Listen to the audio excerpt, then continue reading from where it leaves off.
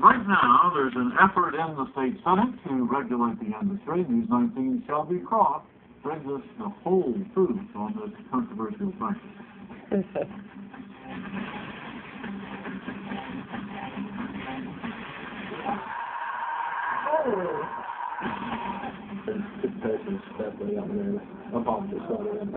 Some may describe it as strange, maybe painful. Others call it art. Either way, body piercing has gone from underground practice to commonplace. But it's so common now, anyone can do it. You got people out there trying to do body piercing with ear piercing gun. That's dangerous. Dangerous and horrifying to piercers who call themselves professionals. Here we go. Quick push and a pinch here, and that's that.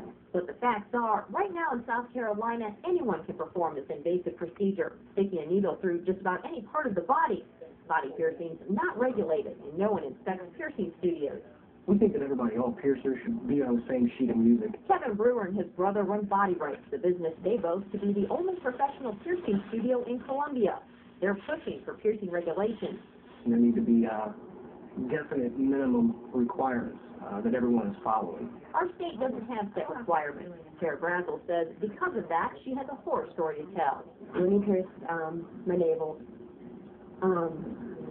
it was the clamps came off halfway through, and it was the most painful experience of my entire life. Tara says she was under 18 at the time, another supposed no-no for piercing. No, I'm interested in. Tara says she's learned a lot since then and thinks regulation of the industry would keep others from having piercing pain. You're having something inserted into your body. You're having your body changed forever. And you want that to be safe and clean, and you want it to come out the way you expect it to. But there are no rules to ensure a safe experience, leaving piercers in the dark. Considering there is no regulation, I self-regulate. With self-regulation comes inconsistency. The Voodoo Garage would also like piercing guidelines. Yeah, incidentally, Doug's the guy I'm talking about. Wash their hands. When it comes to gloves, both Doug and Kevin use them, but Kevin changes his, and not just once, but 4 times during one piercing. Every time he saw me reach for something on that side of the room, I had to change my clothes. Autoclaves are running in both studios, and biohazard discard bins for used needles are in full view.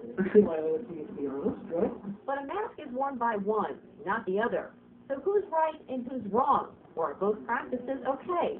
Senator Harvey Peeler wants to see those questions answered. If you want to pay someone to perform this procedure, to basically punch a hole through your body, you want that procedure to be done in a clean and safe environment. Senator Peeler has introduced a bill requiring piercers to pay a fee to get licensed and be monitored by DHEC.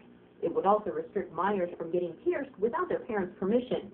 5 other states have measures in place regulating body piercing, and this is time to enter the legislature here in South Carolina. Another measure died in committee last session, but this time around, the opposition is fading. That's because the major opponent, the South Carolina Medical Association, has now decided to